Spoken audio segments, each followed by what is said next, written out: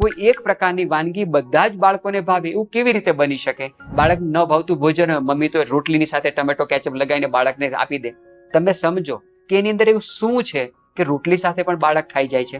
એક વખત બાળક ચાખી જાય, એક વખત બાળક જોઈ જાય એટલે વારે વારે તેને ખાવાની ઈચ્છા થાય, કારણ કે એ સ્વાદે નહીં, દેખાવમાં પણ સુંદર હોવું જોઈએ. એની અંદર જે લાલાશ છે તે નેચરલી લાલાશ નથી. તમે ટમેટો કેચઅપનું પાઉચ લઈ આવજો, એની પાછળ લખ્યું હશે ABCD નો E લખ્યું હશે અને પછી લખ્યું હશે 415 થિકનર તરીકે આનો ઉપયોગ થાય છે. એ 415 નામનું થિકનર નાખવામાં આવે છે જે પતલા સોસને ઘાટું કરે છે. શું ગેરંટી કે બાળકનું પતલું લોહી પણ ઘાટું નહીં થાય? થઈ જ જશે.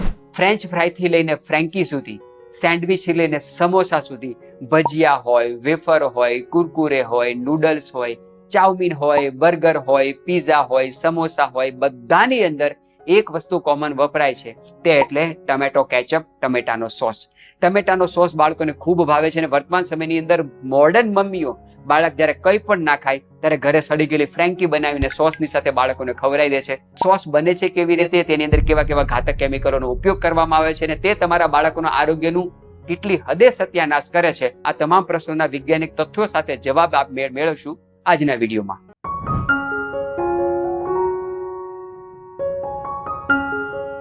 આપણને બધાને ખબર છે કે ટમેટા સોસ બનાવવામાં જે મુખ્ય ઘટક તત્વ જોઈએ છે તે એટલે ટમેટા.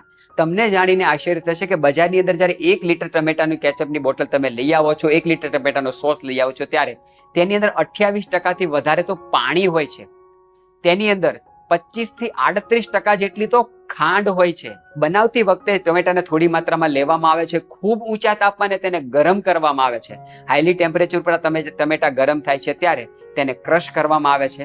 તેમાં સ્વાદ માટે થોડી માત્રામાં મીઠું નાખવામાં આવે છે, કાળા મરીનો પાવડર નાખવામાં આવે છે, મરચું નાખવામાં આવે છે અને આ લિક્વિડ જ્યારે બને છે ત્યારે તેની અંદર મોટા પ્રમાણમાં પ્રિઝર્વેટિવ કેમિકલ નાખીને તેને ઘાટો કરીને પેકિંગ કરીને તમારા સુધી પહોંચાડી દેવામાં આવે છે. આવી રીતે ટમેટો સોસ બનતો હોય છે. સૌથી મહત્વની વાત એ છે કે તેને સુરક્ષિત રાખવા માટે, તેને સારો લાગવા માટે, સુંદર લાગવા માટે, ચટપટો લાગે તેના માટે, બાળકોને ભાવે તેના માટે એની અંદર એટલા ઘાતક કેમિકલો નાખવામાં આવે છે, તેની માહિતી પ્રત્યેક માતા પિતા સુધી પહોંચવી ખૂબ જરૂરી છે. તો ટમેટા સોસની અંદર કેટલા કેમિકલ નાખવામાં આવે છે અને તે કેમિકલ તમારા બાળકનું કેટલી હદે નુકસાન કરે છે તેની માહિતી મેળવીએ.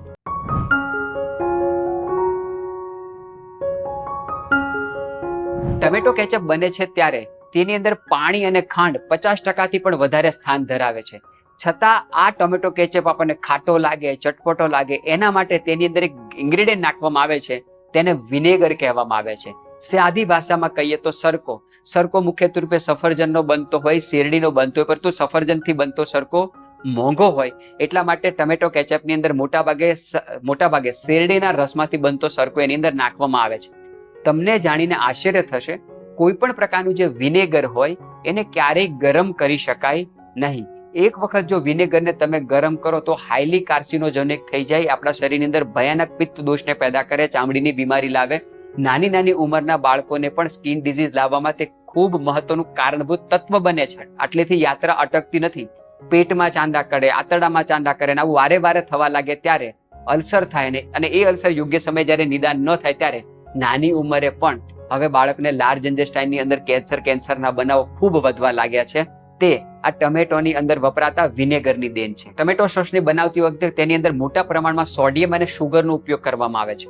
નાની નાની ઉંમરના બાળકોને શા માટે ડાયાબિટીસ થવા લાગી, નાની નાની ઉંમરના બાળકોની પણ હવે કિડની શા માટે ફેલ થવા લાગી? આટલા મોટા પ્રમાણમાં સોડિયમ અને સુગરનું સંયોજિત થયેલું ટમેટો સોસ બાળકો ખાય છે ત્યારે એ લોકોનું સ્વાદુપિંડ, એ લોકોની કિડની આને પચાવી શકતી નથી અને વારે વારે મોટી સંખ્યામાં બાળકો આનું સેવન કરે છે ત્યારે નાની નાની ઉંમરના બાળકોને પણ હવે ડાયાબિટીસ અને કિડની ફેલ્યોર જેવી સમસ્યાઓ ખૂબ વધવા લાગી છે.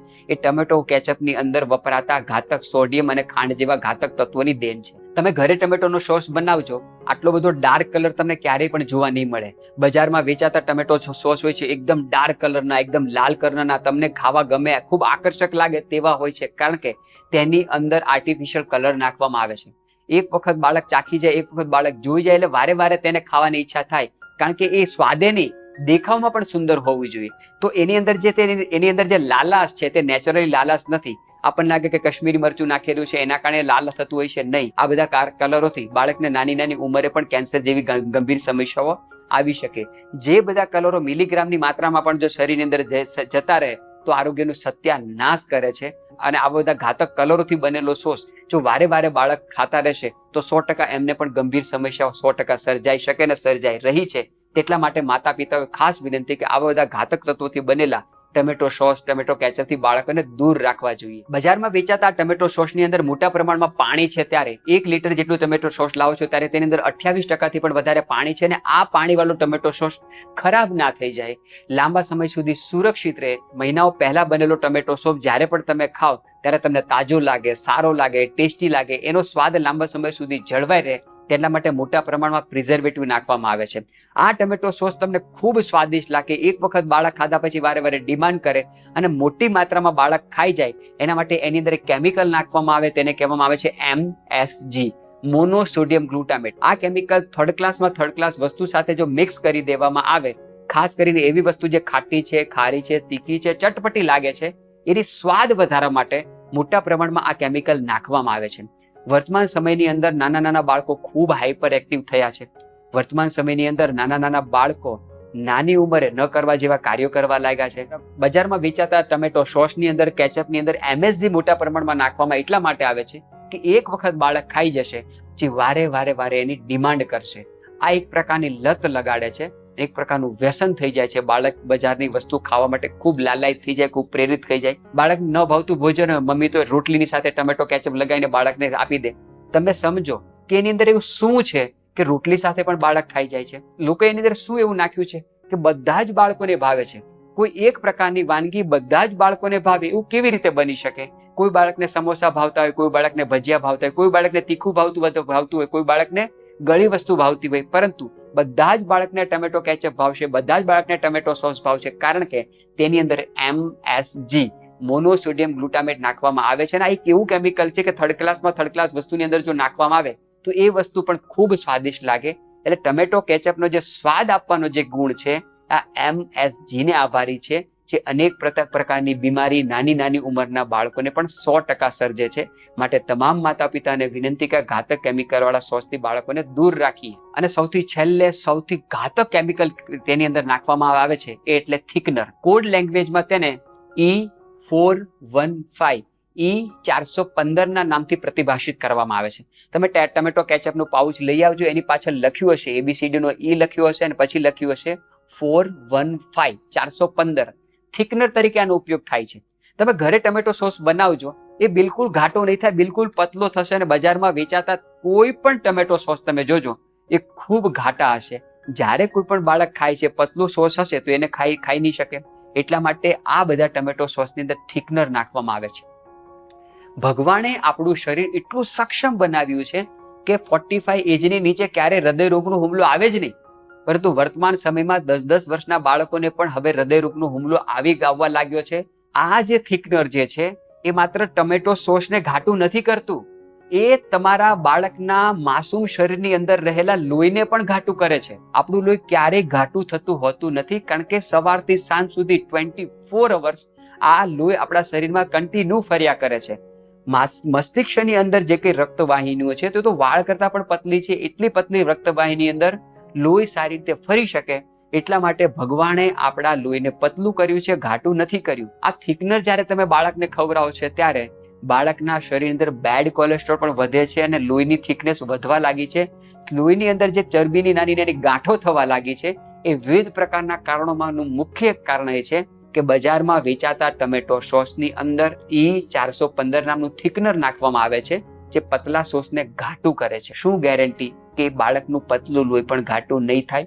થઈ જ જશે. તમે ગમે એટલી સારી વસ્તુ બાળકને ખવડાવશો, એનું પાચન થશે અને રક્તના માધ્યમથી એ પોષક તત્વો આખા શરીરમાં મળતા હોય છે. પરંતુ એવા સમય દરમિયાન બાળકનું લોહી ખૂબ થીક થઈ ગયું હશે, ખૂબ ઘાટું થઈ ગયું હશે, તો તમામ પ્રકારના પોષક તત્વો શરીરના વિવિધ અંગોને કેવી રીતે મળી શકશે?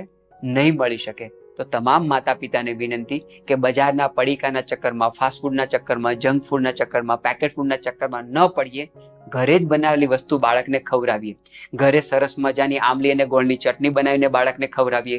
ઘરે સરસ ગ્રીન ચટણી બનાવીને ખવડાવીએ. અરે ટમેટાની સરસ ગ્રીન ચટણી બનાવીને બાળકનો ખવડાવીએ. કંઈ ન કરવું હોય તો ઘરે થોડો સોસ બનાવીને બાળકને ખવડાય તે પણ ન કરવો જોઈએ. કારણ કે એક વખત ટમેટાને જ્યારે તમે ગરમ કરો છો ત્યારે હાઈલી એસિડિક થઈ જાય છે. તો તેના વિકલ્પ રૂપે સરસ મજાની આંબળી ગોળની ચટણી બનાવીએ, ગ્રીન ચટણી બનાવીએ, ટમેટાનો પેસ્ટ કરીને તેની ચટણી બનાવીએ. આવી ભયાનક બીમારી લાવવા માટે જે કારણભૂત વાનગી છે ને, આ તમામ વાનગી સાથે એક વાનગી જોડાયેલી છે, તે એટલે ટમેટો સોસ. એની ઘાતકતા બાળકને સમજાવીએ, તેના વિકલ્પ ગોતીએ, તો જ આવનારા સમયમાં આપણે આપણા બાળકોને નિરોગી અને સ્વસ્થતા પ્રદાન કરી શકીશું. સૌને જય હિન્દ, વંદે માતરમ.